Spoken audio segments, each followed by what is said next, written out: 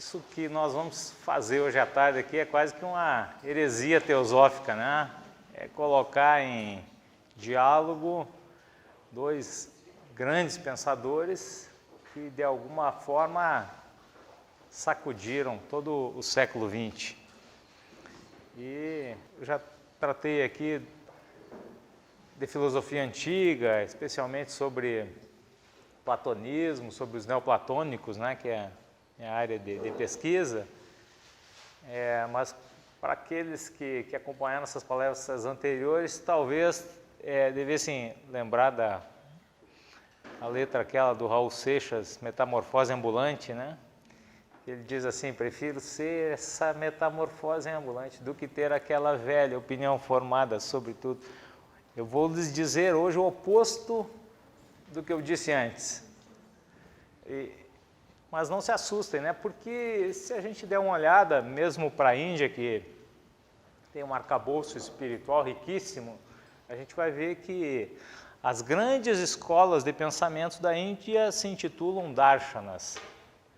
A gente vai encontrar aí no sistema dessas 6 grandes escolas, né, ortodoxas, o Sankhya, o Yoga, o Nyaya, o Vedanta, o Vaisheshika e o Mimamsa. Nós vamos encontrar pontos de vista. Isso é o que significa o termo darshan, né, do radical sânscrito dri, que significa simplesmente ver. Então, não se assustem quando nós começarmos a olhar as coisas sob um ponto bastante diferente do que nós vimos antes. E é o que sugerem esses 2 grandes pensadores. Nietzsche, só para contextualizar, nasce em 1844 e vive até 1900, sendo que em 1889 ele tem um colapso psíquico e dali adiante não produz mais nada. E Krishnamurti nasce em 1895 e vive até 1986, uma vida de intensa produção espiritual, filosófica, e viaja o mundo todo, escreve muito mais do que Nietzsche, né? Nós temos uma dúzia de obras de Nietzsche, talvez 4 vezes mais obras de Krishnamurti. Sem contar que ele andou por diversos países, proferiu centenas, talvez milhares de palestras, e teve uma produção desse ponto de vista mais rica do que Nietzsche. Então, a nossa intenção hoje aqui é tentar colocar em diálogo esses gigantes da espiritualidade, do pensamento humano. Eles se debruçam muito sobre questões existenciais e vamos ver o que é possível extrair dessa comunicação. Em primeiro lugar, também dizer que nós vamos explorar muito mais as convergências do que as divergências entre eles. Nós vamos tentar ver aqueles pontos comuns em que os 2 pensadores se debruçaram e como é que eles trataram essas questões. Então, eu começaria dizendo que ambos têm que romper uma certa expectativa que existia em relação às suas existências, de que seriam líderes filosóficos, espirituais e tudo mais. Nietzsche vem de uma linhagem de pastores protestantes, tanto na origem paterna quanto na origem materna, e ele queria ser pastor, foi estudar teologia para ser pastor, e Nietzsche é filho de Brahmanes, seu pai era teosofista, a mãe devota de Krishna, e ambos em determinado momento eles rompem com essas expectativas. Nietzsche abandona a teologia, vai estudar filologia clássica, e Krishnamurti, que tinha sido descoberto em 1909 por Leadbeater e se pretendia que fosse o Messias, o instrutor da humanidade, ele, em 1929, ele dissolve a Ordem da Estrela, rompe com a Sociedade Teosófica, da onde ele se afastou por mais de quase 40 anos, ele nem pisava mais em Adyar, né? E assumem cada qual linhas bastante singulares, independentes de pensamento. Rompe, então, com essas expectativas. Criticam o formalismo religioso, o mecanicismo de rituais e crenças. Abominam o fato de serem idolatrados, de serem eleitos como mestres. Não admitem seguidores. Essa é uma característica bem forte dos dois. Olha aqui, ó, cada um tem que descobrir o seu caminho. Cada um precisa ter autonomia e ser a luz de si mesmo. Foi esse um dos últimos sermões do Senhor Buda. Sejam luzes para vós mesmos. E os dois, então, assumem a pleno essa condição. Não querem saber de discípulos, de seguidores, não querem ser idolatrados como mestres. Eles estimulam a emancipação da consciência de cada um, a independência, a autonomia.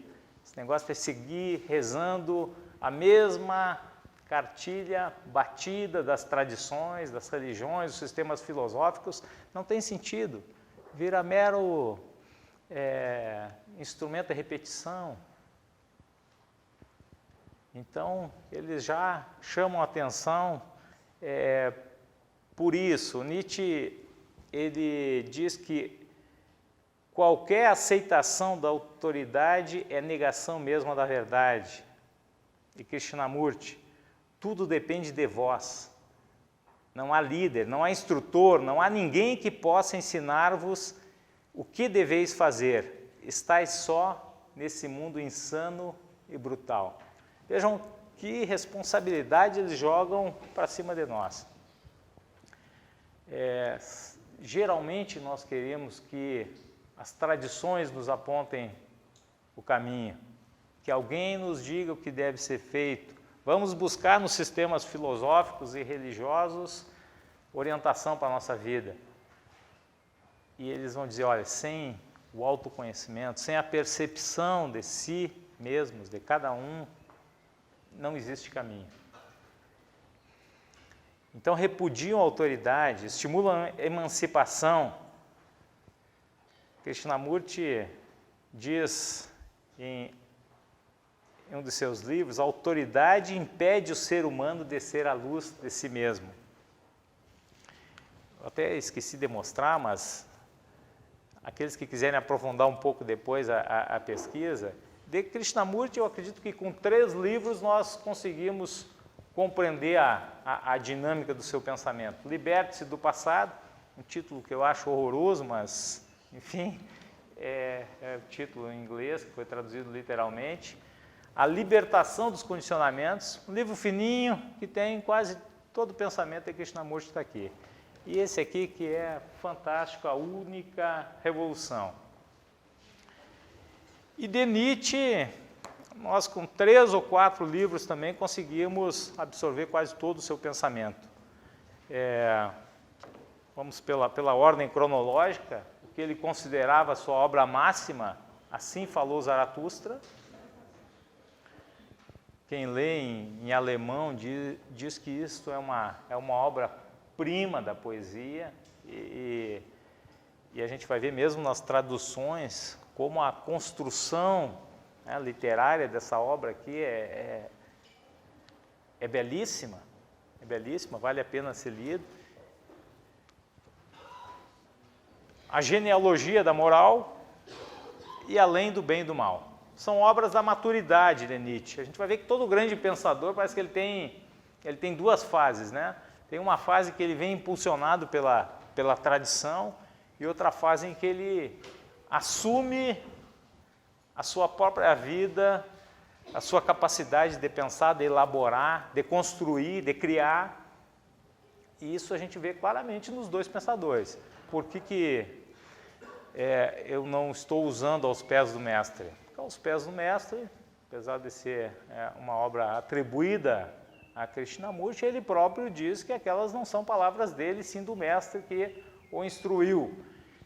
E aquilo ali é puro Vedanta, né? É puro Vedanta, tem ali as qualificações exigidas no Vedanta e tudo mais. Então destoa muito desta, digamos, segunda fase de Krishnamurti. E Nietzsche, ele nos primeiros livros, ele vai explorar um pouco da filosofia grega clássica, afinal ele era um filólogo, né? Muito capaz, tanto que aos 24 anos ele já foi conduzido ao cargo de professor da Universidade de Basileia, sem ter terminado o doutorado, foi dar aula de filologia. Então, assim, também entre os dois, a gente pode estabelecer uma relação do tipo genialidade e iluminação. Qual é a diferença entre o gênio e o iluminado? Mas vamos seguir. Depois a gente vai entrar um pouco mais nessas questões. Denunciam os falsos valores, o aprimoramento moral, a imitação. Os dois não querem saber de determinadas virtudes que vão orientar o nosso comportamento. Nietzsche, ele abominava uma obra clássica do misticismo cristão chamada A Imitação de Cristo. Essa imitação, adestramento, domesticação, nada disso serve para que nós assumamos a nossa vida por completo. Não são os ideais de fora para dentro que vão dar essa direção, mas a autocompreensão de dentro para fora. Essa porta da compreensão da vida só abre de dentro para fora. Então não adianta a gente querer importar virtudes, importar sistemas, importar ideias pré-concebidas que nós não vamos conseguir nos movimentar nessa senda. Nietzsche diz que não existe um telos, uma finalidade para a existência, que a própria vida é a finalidade. Daí a ideia do eterno retorno. Por que o eterno retorno? Ele diz, imagina a tua vida como se ela fosse se repetir infinitamente e veja o que você está fazendo agora para ver se você realmente gostaria de fazer isso infinitamente. Olha que ideia genial, né? Basta comparar o que nós estamos fazendo, né, e nos perguntar se é isso mesmo que nós gostaríamos de estar fazendo na nossa vida. Então, são pensadores que nos colocam em cada situação assim que a gente é sacudido internamente. E Krishnamurti, ele vai dizer que o tempo é a coisa mais destrutiva que há, ou seja, projetar uma finalidade para o futuro, projetar um ideal para daqui a uma semana ou alguns meses ou para o final da nossa vida, é uma grande ilusão. Então, os dois nos chamam para o aqui e agora, como talvez nenhum outro pensador tenha feito.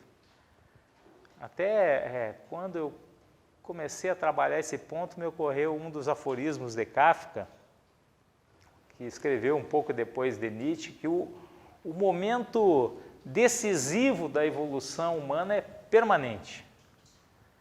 Então a gente pode ficar pensando em fazer alguma coisa depois de amanhã, mas isso nós precisamos ter bem claro que é uma ilusão, pessoal. Ou nós assumimos a nossa vida aqui e agora, ou não vamos fazer depois de amanhã.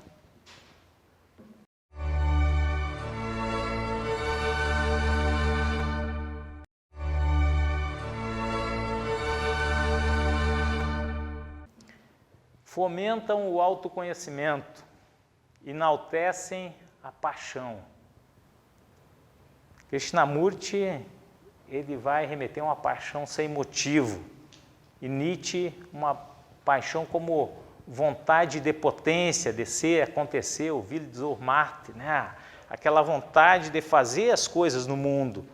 Ambos são apaixonados pela vida. Por isso que eles vão criticar todos os ideais de transcendência do além, da metafísica. Arrancar as paixões, diz Nietzsche, pela raiz, significa arrancar a vida pela raiz. O procedimento da igreja, criticava muito a moral cristã, o procedimento da igreja é hostil à vida. Krishnamurti, a paixão é uma coisa assustadora, porque se tendes paixão, não sabeis onde ela poderá vos levar. Vejam como eles mexem conosco. Criticam o excesso de razão, Nietzsche em prol dos instintos, Krishnamurti a favor da intuição, da visão direta. O intelecto nunca resolveu coisa alguma. Pode inventar teorias, explicações, pode enxergar a fragmentação e criar mais fragmentos, mas sendo ele próprio um fragmento, não pode resolver o problema da existência humana.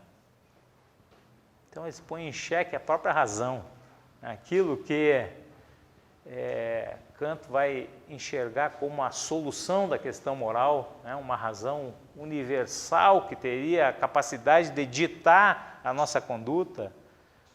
Krishnamurti ele caçoa de Kant. Ele chama a moral kantiana de chinesismo Keynesbergense, Ou seja, todo mundo igual, todo mundo orientado pela razão, e Nietzsche tem o horror à moral do rebanho, a massificação. Aí ele vai condenar mesmo a democracia e o socialismo, ou tudo aquilo que pretende fazer com que o ser humano se torne uma massa e caminhe no mesmo passo. Algumas peculiaridades. Ambos são acometidos de dores de cabeça por uma boa parte da vida, e ambos vivem de pensão. É uma peculiaridade, mas é interessante, Nietzsche recebe uma pensão quando ele se aposenta da Universidade da Basileia, depois de 10 anos de trabalho, e aí vai andar principalmente pela Suíça e pela Itália, em várias cidades, e ambos são apaixonados também pelo contato com a natureza. Nietzsche tem caminhadas longas, ele diz que só se pode pensar caminhando, só os pensamentos caminhados valem a pena.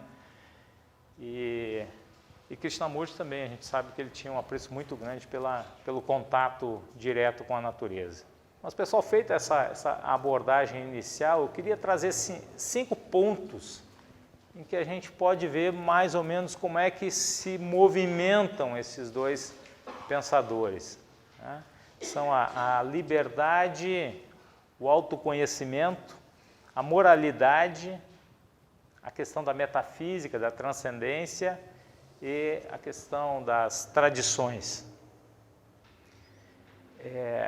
Em relação à liberdade, aqui a gente tem um ponto que é um tanto quanto divergente, talvez, o resultado, mas o fundamento é o mesmo. Krishnamurti vai dizer que a liberdade é o único problema da existência, que nós não somos livres, que somos pesadamente condicionados pela tradição. Se nós pensamos aqui no Ocidente, nós vamos ver qual é o condicionamento básico do Ocidente.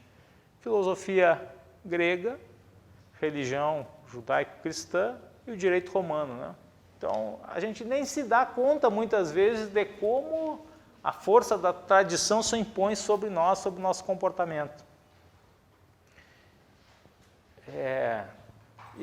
E Krishnamurti chama a atenção. Ele diz que a mente está condicionada, só isso, não há nada mais. E sugere que nós vejamos que esses sistemas são erguidos pelo medo e nutrem o medo e suprimem a liberdade. A liberdade e a atenção devem estar sempre juntas. Minha única preocupação é tornar os homens absolutamente livres, incondicionalmente livres, diz Krishnamurti.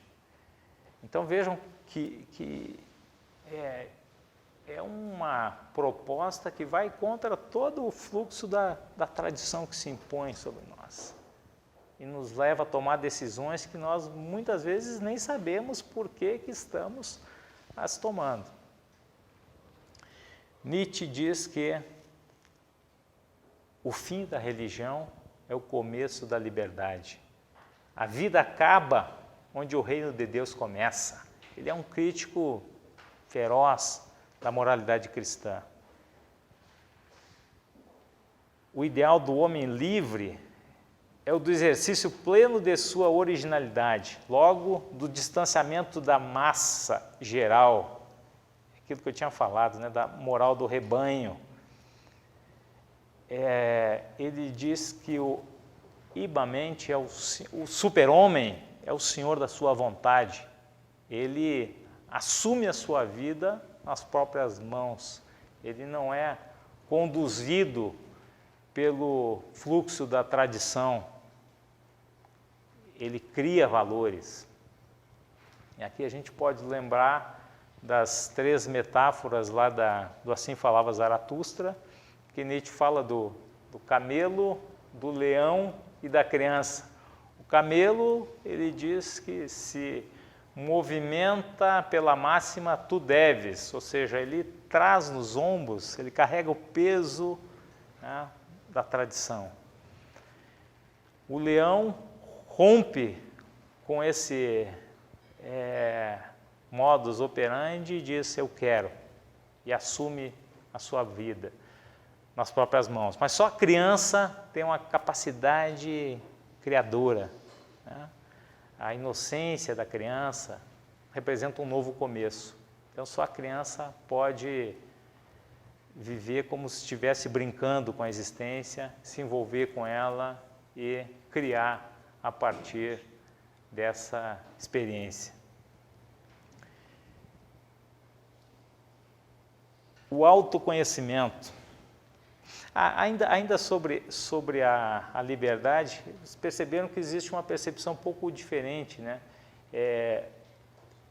Krishnamurti, apesar dele ter rompido com a tradição, ele disse que nunca leu nada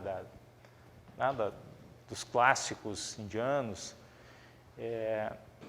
a gente vai perceber que ele fala de uma liberdade sem o eu, né? Sem a ditadura do fragmento.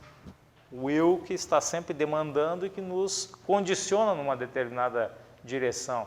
Se vocês lembrarem da filosofia dos kleshas, lá de Patanjali, Patanjali fala de 5 kleshas, né? Avidya, asmita, raga, dvesha, abhinivesha, ou seja, a falta de compreensão da totalidade da vida. Como nós não temos essa experiência da totalidade, nós nos identificamos com um fragmento, o eu. Com essa identificação, a nossa vida toda gira em torno desse fragmento.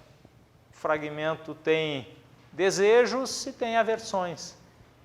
Então, é uma dinâmica que vai condicionando toda a nossa existência. Praticamente toda ela em cima de algumas coisas que nós queremos para nós e outras das quais nós queremos nos afastar. E isso, segundo a tradição do yoga, é tão forte que se perpetua mesmo depois da morte. Então gera um forte apego à vida que vai levar a novas encarnações e ao ciclo de renascimentos. E Krishnamurti, apesar de não citar e não se mover no âmbito da tradição, ele fala da liberdade como uma existência na totalidade, sem a ditadura do fragmento, do eu, sempre impondo os seus desejos à nossa consciência. Enquanto Nietzsche, ele já remete à importância do eu, de nós assumirmos a singularidade da nossa existência. Pensem na ideia do Dharma, né? Que é uma sintonia da lei que existe no microcosmos, em nós, com o macrocosmos. Então Nietzsche, ele remete para essa questão de que o eu tem a sua importância e nós precisamos vivê-lo na sua plenitude. Mas o que é esse eu? Precisamos entrar agora na questão do autoconhecimento. Nietzsche começa a genealogia da moral, uma de suas obras mais importantes, falando do autoconhecimento de uma forma assim magistral. Respire um pouco e prestem atenção nessas palavras. Nós, homens de conhecimento, não nos conhecemos. De nós mesmos somos desconhecidos. e não sem motivo. Nunca nos procuramos. Como poderia acontecer que um dia nos encontrássemos? Precisa dizer mais alguma coisa? Cada qual é o mais distante de si mesmo. Para nós mesmos, somos homens do desconhecimento. Então, toda aquela civilização que se vangloria do conhecimento, da tecnociência, que assumiu uma dimensão gigantesca na nossa cultura, o mais importante, que é uma percepção correta sobre nós mesmos, nós não temos. Ele diz mais aqui, interessante que já no século XIX, ele fazia um grande alerta para a posteridade. Nas experiências presentes, receio, estamos sempre ausentes. Nelas não temos o nosso coração, para elas não temos ouvidos. Parece que ele está falando para nós, né? Seres do século XXI. E está. Krishnamurti, a crise está na própria mente, na vossa consciência. Não quereis olhar de frente a vossa própria vida. E por não querer olhar de frente a própria vida, nós subscrevemos determinadas crenças. É muito mais fácil, é muito mais seguro. Eu não preciso olhar para mim, né? Eu me apego a determinado sistema e a minha vida flui a partir, né, daquela compreensão cristalizada. A educação, diz Krishnamurti, no sentido genuíno, é a compreensão de si mesmo, pelo indivíduo, porque é dentro de cada um de nós que se encontra a totalidade da existência. Então, me parece que, em relação à questão do autoconhecimento, os dois são muito enfáticos, muito precisos e totalmente convergentes. Nós estamos, a todo instante, buscando mecanismos de fuga. E eles nos chamam para o aqui e agora, para que nos conheçamos e, conhecendo-nos, possamos assumir a nossa própria vida. A moralidade. Nietzsche nega as verdades objetivas, eternas, fixas no campo moral. Daí ele propor a transvaloração de todos os valores. A genealogia da moral, no além do bem e do mal, Nietzsche vai mostrando como é que os valores morais vão se formando no tempo e na história. E aquela ideia dos antigos filósofos gregos, que desde Sócrates e Platão, que Nietzsche abomina, dizem que existe no topo da hierarquia das ideias, uma ideia suprema, que é a ideia do bem, que dá valor para todo o sistema. Nietzsche vai dizer, não, meus amigos, não, os valores são humanos, demasiado humanos. Os valores vão se cristalizando no transcurso do tempo e da história. Então, precisam ser todos colocados em xeque. Só que, a partir dessa percepção, ele inviabiliza a própria pergunta sobre o valor dos valores, porque nós precisaríamos encontrar uma medida para dizer qual é o melhor dos bons. Então, ele vai dizer, só existe um valor. E esse valor é a vida. E é na vida que está a nossa grande provação, ela está na vida, estendida diante de nós.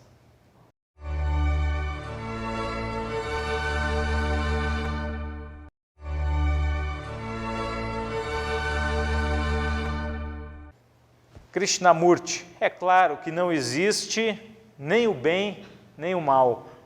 O bem é o que vocês não receiam, o mal é o que temem. Portanto, Se destruírem o medo, estarão espiritualmente realizados. Quando estiverem apaixonados pela vida e colocarem este amor acima de qualquer coisa e julgarem por este amor e não por seu temor, então esta estagnação que chamam de moralidade desaparecerá. Mais um ponto, a questão da transcendência, do além e da metafísica.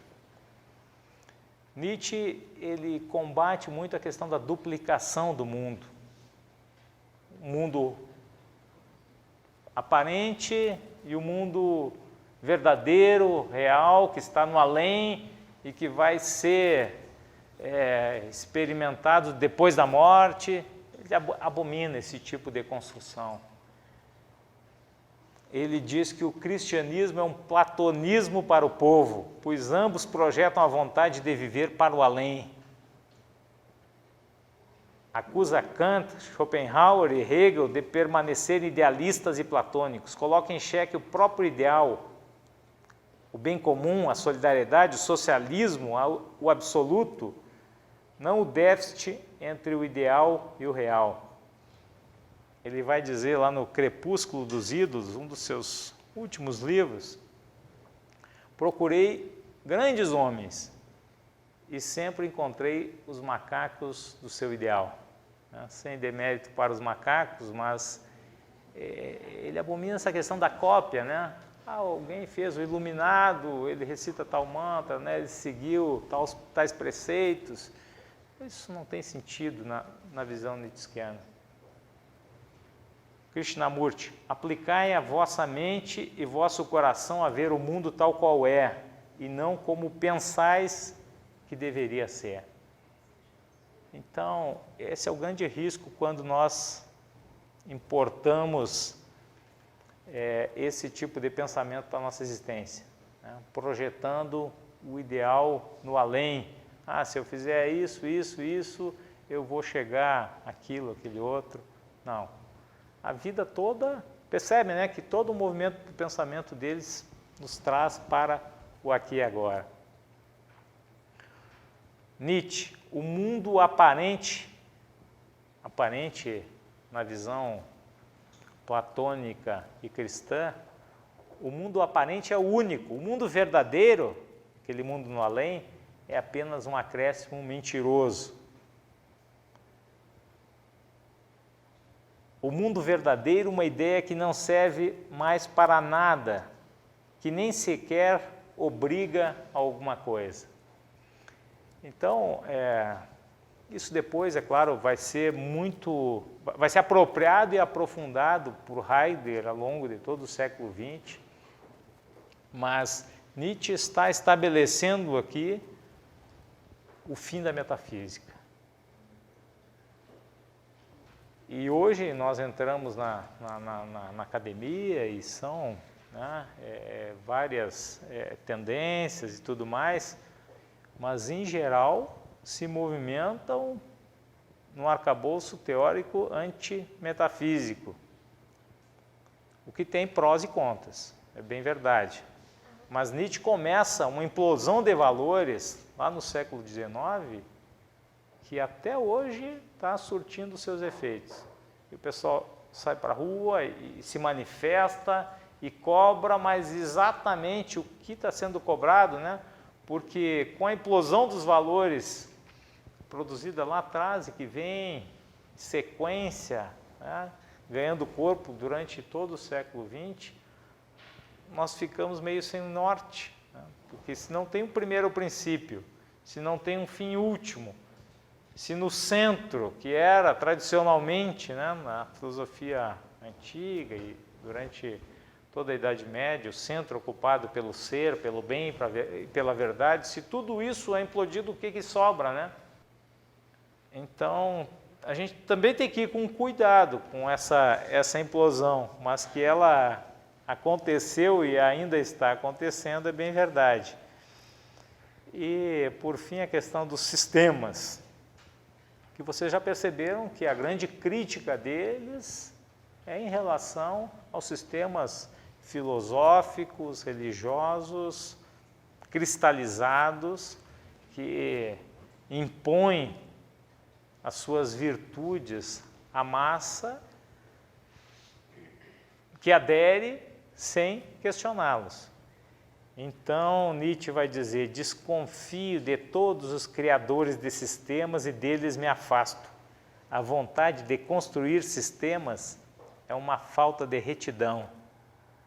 Critico os sistemas, pois engessam e negam a vida, pretendem verdades objetivas, eternas, fixas.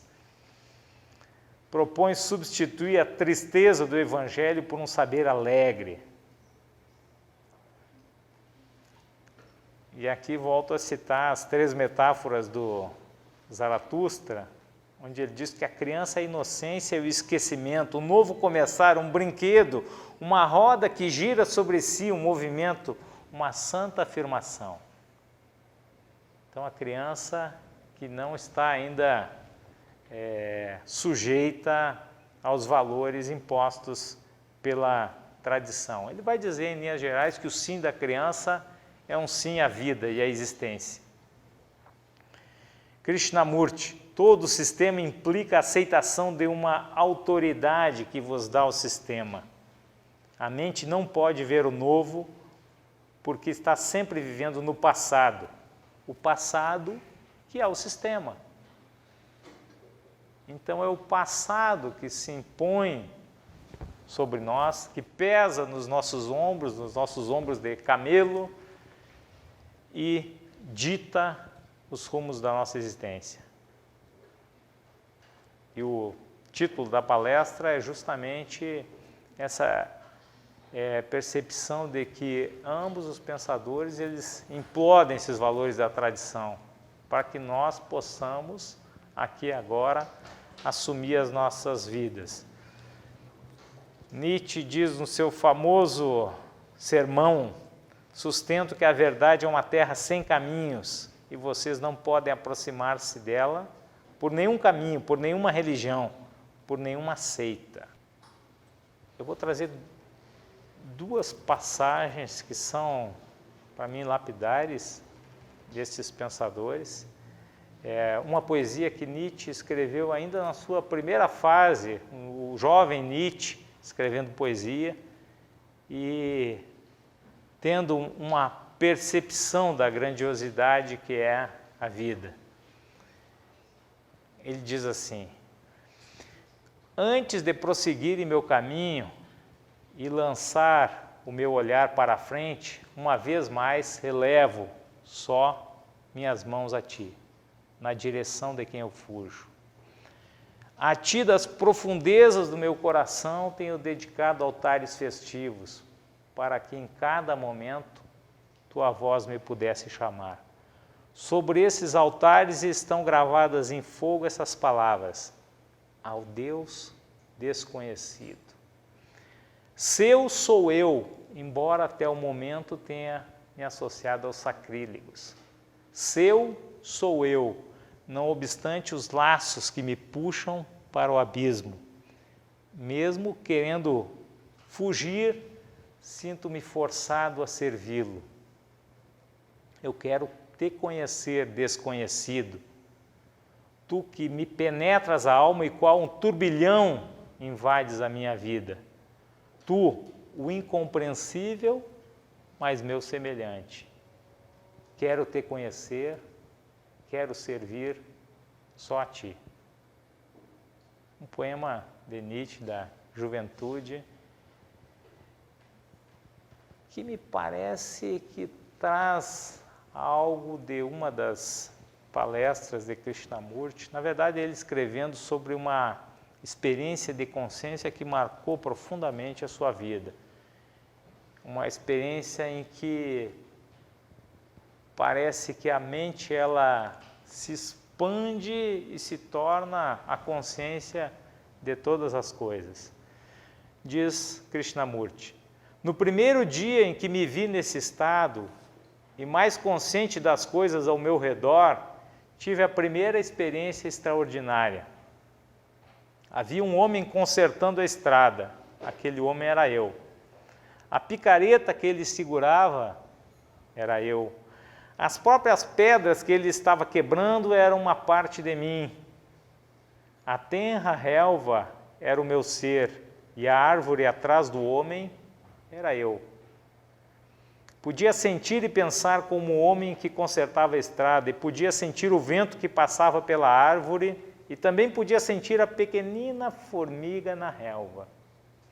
Os pássaros, a poeira e até o barulho eram parte de mim. Naquele momento um carro passou a alguma distância. Eu era o motorista, o motor e os pneus.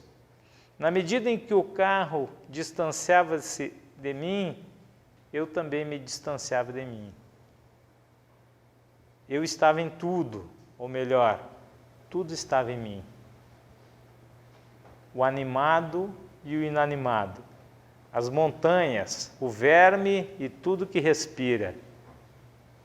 Fiquei o dia todo nesse estado feliz. Então me parece que aqui a intuição do gênio, ela se converte em vida no iluminado. Era isso.